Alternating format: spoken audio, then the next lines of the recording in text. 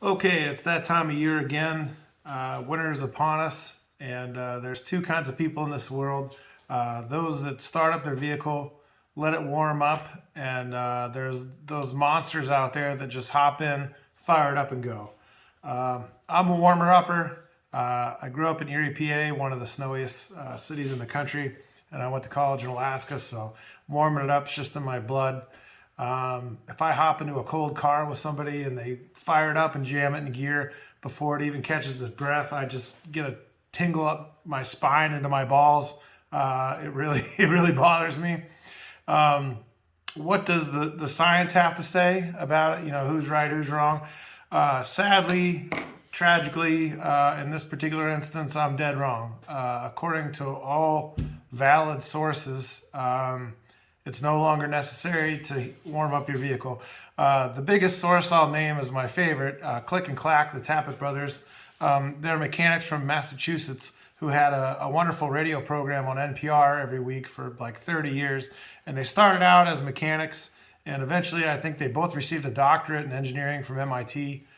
So pretty reliable sources as far as that goes.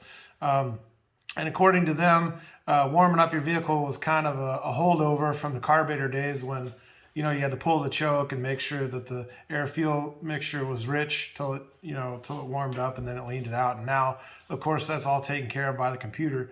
So rendering the warming it up process obsolete.